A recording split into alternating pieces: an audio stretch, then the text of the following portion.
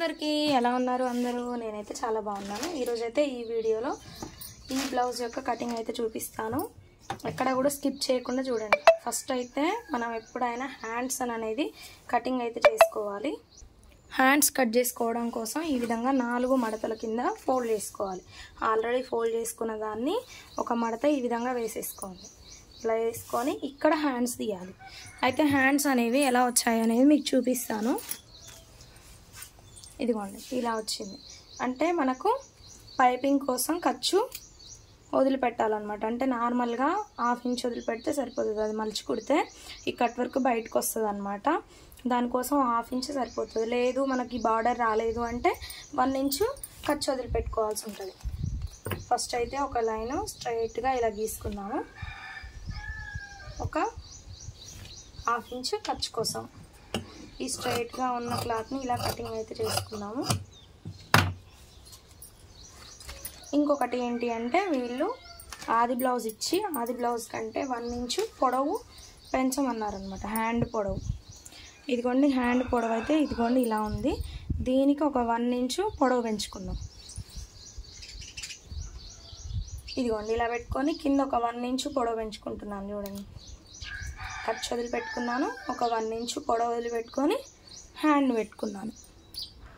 అర్థమవుతుందా మీకు? ఇలాగ ఇక్కడికి హ్యాండ్ పొడవు వచ్చింది. 1/2 ఇంచ్ ఖర్చు. హ్యాండ్ పొడవు ఎప్పుడైనా కిందనే పెంచుకుంటే మనకు కన్ఫ్యూజ్ అవ్వం అనమాట. కన్ఫ్యూజ్ అవ్వాల్సిన అవసరం లేదు. మొత్తంగా పొడవు ఎంత వచ్చిందో చూసుకుందాం. 9.5 వచ్చింది. అదే 9.5 ఆపోజిట్లో పెట్టుకొని ఒక మార్కింగ్ చేసేసుకుందాం. ఇలాగ ఒక లైన్ గీసేసుకొని ఆర్మ్ రౌండ్ చిన్న సైజ్ బ్లౌజే ఇది. ఒక 2.5 ఇలాగ మార్కింగ్ చేసుకున్నాం. 2.5 హ్యాండ్ డౌను ఇలా మార్కింగ్ చేసుకున్న తర్వాత ఆర్మ్ రౌండ్ కొలుచుకోవాలన్నమాట.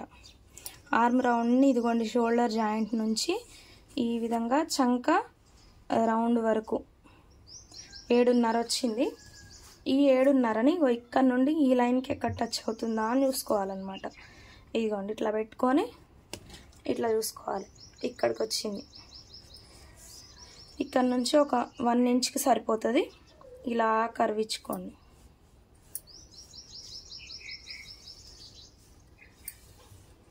ఓకేనా?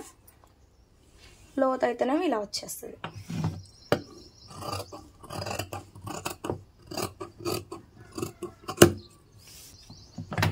లోతు నేను ఇక్కడ తీయట్లేను. లోతు తర్వాత తీస్తాను. కుట్టే అప్పుడు తీస్తాను అనమాట. ఇప్పుడు బ్యాక్ పార్ట్ కోసం ఈ విధంగా వేసుకోవాలి. మార్కింగ్ చూపిస్తాను నేను మీకు. మడత అనేది ఇదిగోండి ఈ విధంగా. మడత మన వైపుకి, ఓపెన్స్ ఆపోజిట్ సైడ్కి.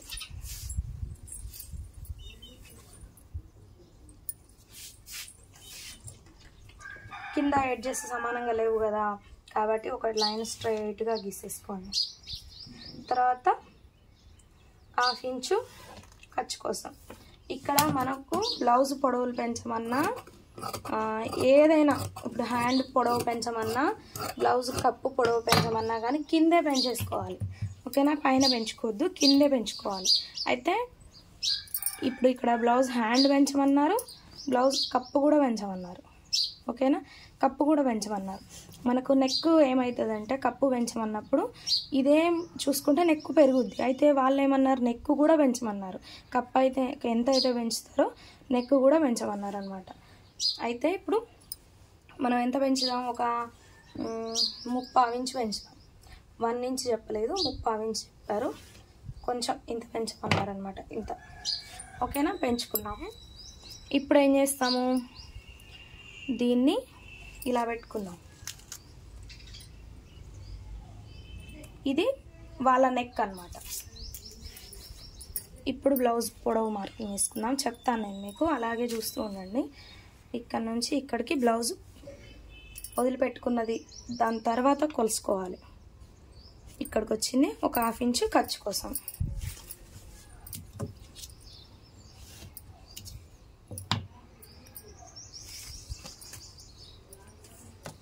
ఐదు ఇంచులు షోల్డర్ సరిపోతుంది.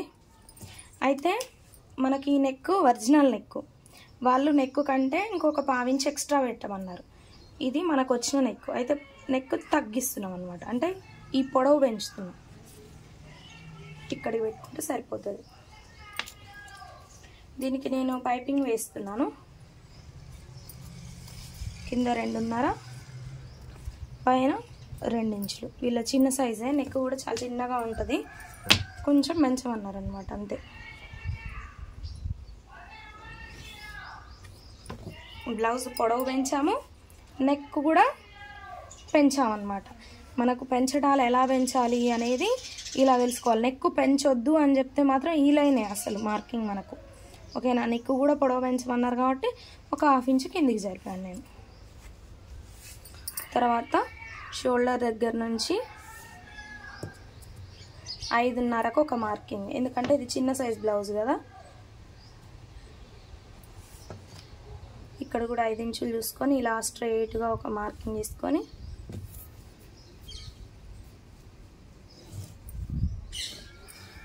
ఇలా మార్కింగ్ వేసుకోవాలి, ఓకేనా. ఇప్పుడు నడుము కొలుచుకుందాము. నడుము ఎంత ఉందనేది చూపిస్తాను నేను మీకు. 29 ఇంచులు ఉంది. 30 ఇంచుల లోపు ఉంటే చిన్న సైజ్ బ్లౌజ్ అనే చెప్పాను కదా మీకు నేను. 7.5 వచ్చింది. 7.5 అంటే ఇక్కడికి ఒక 3 ఇంచులు, 1 ఇంచు డాట్స్ కోసము, 2 ఇంచులు ఖర్చు కోసం, ఒక 1/2 ఇంచు ఎక్స్ట్రా పెడుతున్నా. ఎందుకైనా మంచిది, వాళ్ళకు లూజు టైట్ ఉన్నా కానీ కుట్టేసుకోవచ్చు మనం, ఓకేనా. ఎందుకంటే ఇది బ్లౌజ్ ఎప్పటిదో అంటున్నారు కదా, ఒక 1/2 ఇంచ్ ఎక్స్ట్రా పెట్టుకున్నాను నేను. మొత్తంగా ఎంత వచ్చింది? 11 ఇంచులు వచ్చింది. అదే 11 ఇంచులు ఇక్కడ పెట్టేసుకోండి.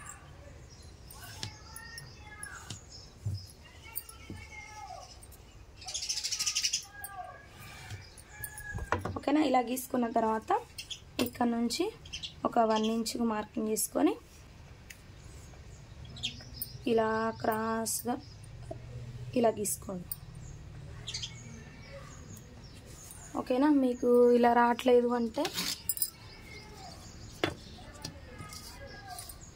ఇలా పెట్టుకుంటే మంచిగా వస్తుంది.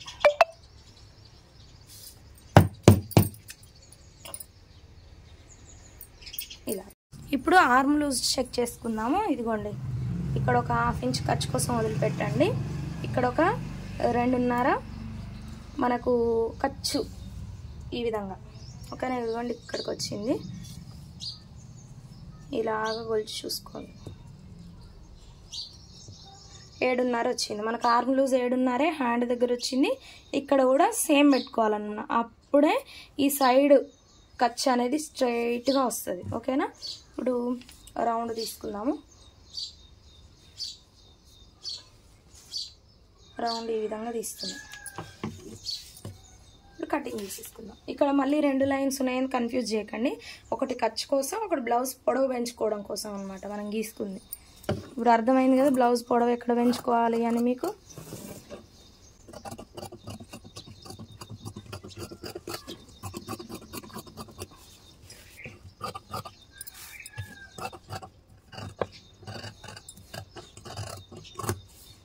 ఓకేనా. బ్యాక్ పార్ట్ అయిపోయింది. ఇప్పుడు బ్యాక్ పార్ట్ ఆధారంగా ఫ్రంట్ పార్ట్ కటింగ్ చేసుకోవాలి. ఫ్రంట్ పార్ట్ని కటింగ్ చేసుకోవడం కోసం ఓపెన్స్ మన వైపుకి వేసుకుంటాం అనమాట. ఇలా వేసుకున్న తర్వాత మనం ఇలా పెట్టుకున్నాం అనుకోండి, స్ట్రైట్ కటింగ్ అయిపోతుంది. కొన్ని చోట్ల స్ట్రైట్ కటింగే ఎక్కువగా ఇష్టపడుతూ ఉంటారు, కానీ ఇక్కడ మా సైడ్ మాత్రం ఎక్కువగా క్రాస్ కటింగే. నేను ఇక్కడ మీకు చెప్పేది కూడా క్రాస్ కటింగ్ అనమాట. మనకు లేదు స్ట్రైట్ కటింగ్ కట్ చేయాలనుకునే వాళ్ళకు ఇలా పెట్టుకొని స్ట్రైట్ కటింగ్ కట్ చేసుకోండి. లేదు అంటే కటింగ్ సేమ్, ఓకేనా. కటింగ్ సేమ్ కానీ వేసే విధానం మారుతుంది అనమాట. ఈ బ్యాక్ పార్ట్ని ఈ విధంగా వేస్తే స్ట్రైట్ కటింగ్. లేదు మాకు క్రాస్ కటింగ్ కావాలి అనుకుంటే ఇలా వేసుకోండి, అంటే క్రాస్గా ఇలా ఈ బొద్దులకు ఇలా చంక రౌండ్ వచ్చే విధంగా వేసుకున్నాం అనుకోండి, ఫుల్ క్రాస్ వచ్చేస్తుంది. ఇలా వేసుకున్న తర్వాత బ్యాక్ పార్ట్ ఏ విధంగా ఉందో అదే విధంగా టోటల్గా మార్కింగ్ చేసేసుకోండి.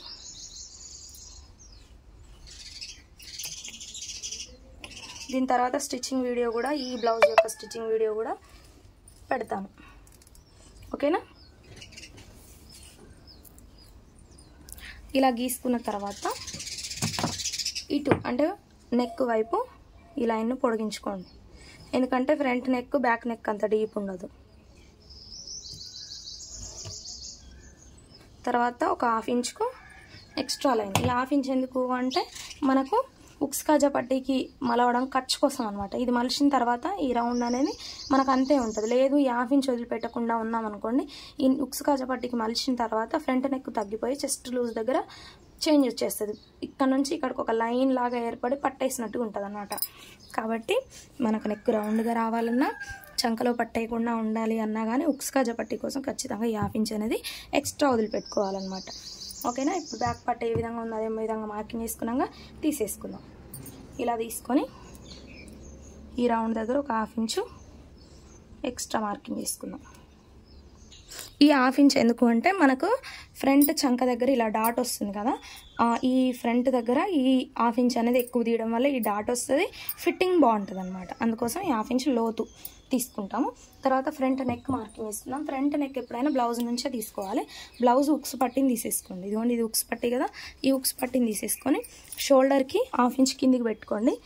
ఇదిగోండి ఇలా ఇక్కడికి వచ్చింది, ఒక 1/2 ఇంచ్ పైకి ఇలా పెట్టుకున్న తర్వాత 1/2 ఇంచ్ పైకి. అయితే మనకి ఇక్కడికి వచ్చింది కదా, నేను చెప్తాను ఫస్ట్.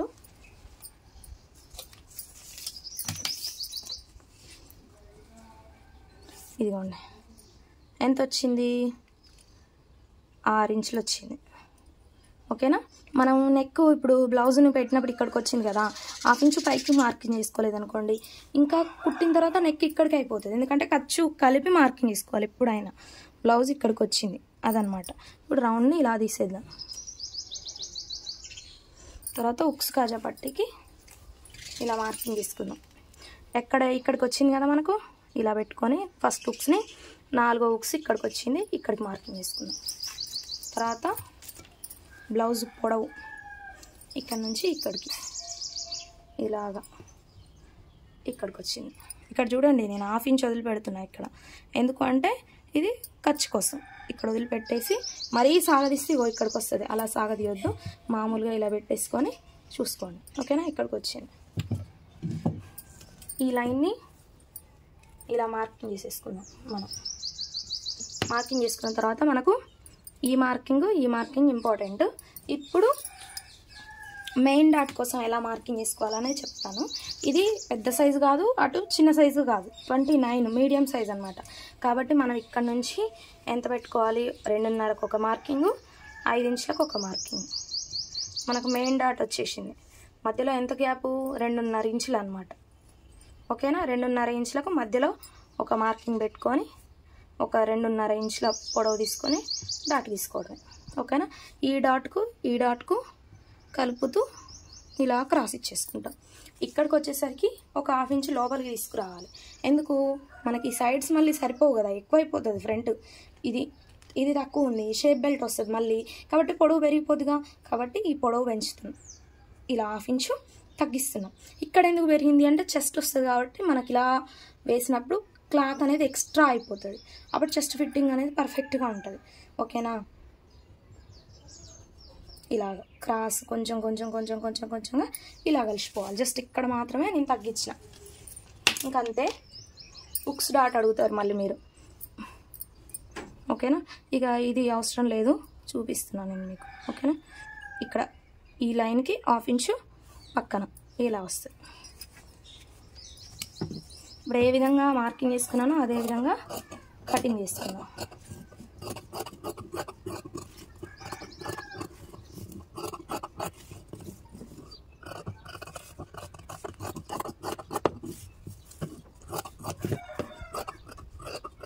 మనం మార్కింగ్ ఏ విధంగా తీసామో అదే విధంగా కటింగ్ కూడా చేసుకోవాలి. ఇలా ఫ్రంట్ పార్ట్ కూడా అయిపోయింది. టక్స్ పెట్టుకున్నాము. మిడిల్లో ఒక టక్స్, ఇక్కడ ఒక టక్స్. ఫ్రంట్ పార్ట్ కూడా అయిపోయింది. ఇప్పుడు షేప్ బెల్ట్ నేను ఎట్లా చెప్పినా అట్లా కటింగ్ చేసిరనుకోండి, మీకు ఈ పార్ట్ మిగులుతుంది. ఈ బొద్దు పార్ట్ మనకు నడుం పట్టీకి యూజ్ అవుతుంది.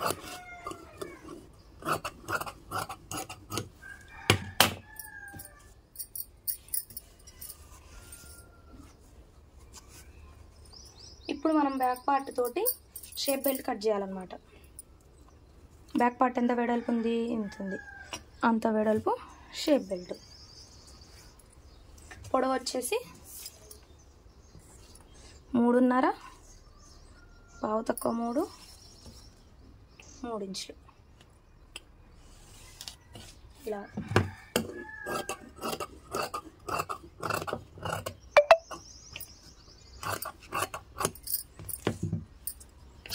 ఇప్పుడు దీన్ని పెట్టి మళ్ళీ దీని మీద పెట్టి కట్ చేద్దాం. ఇదిగోండి ఇలా పెడదాం. ఓకేనా?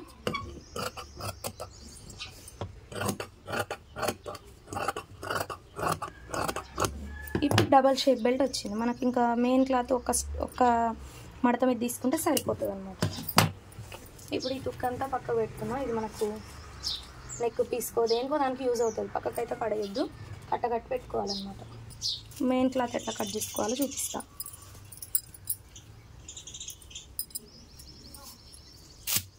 ఇదిగోండి.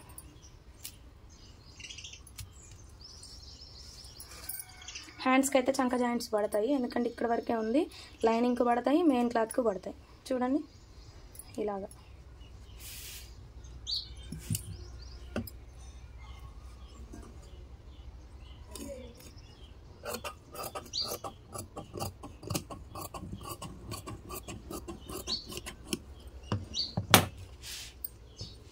హ్యాండ్స్ బూటీస్ ఇట్లనే ఉన్నాయి కాబట్టి బూటీస్ ప్రకారంగా మనం బ్యాక్ పార్ట్ కూడా కట్ చేద్దాం. ఎందుకంటే నిలువుగా ఉన్నాయి కదా ఇలా, దాని ప్రకారంగా ఇవి కూడా చూసుకోవాలి. ఎందుకంటే బోర్లా పడితే మళ్ళీ కస్టమర్ అడుగుతారు మనల్ని.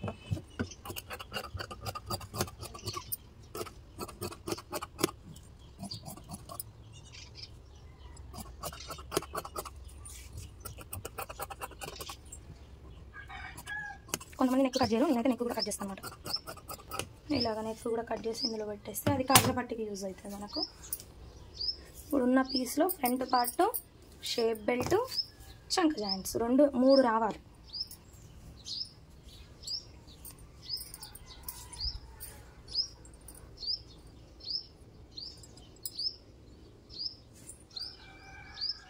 ఇలా వేద్దాము.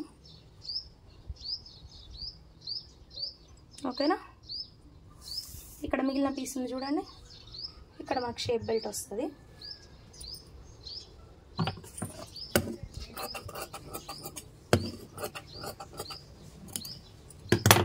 షేప్ బెల్ట్ కొంచెం ఈ వాటిని కొద్దిగా పైకి జరుపుకుందాము.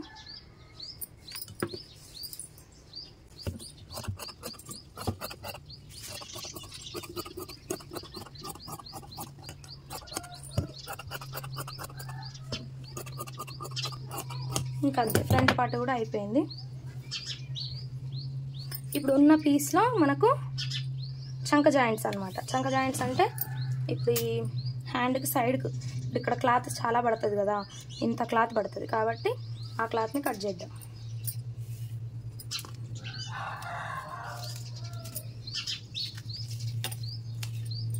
ఇదిగోండి ఇలా పెట్టేసుకొని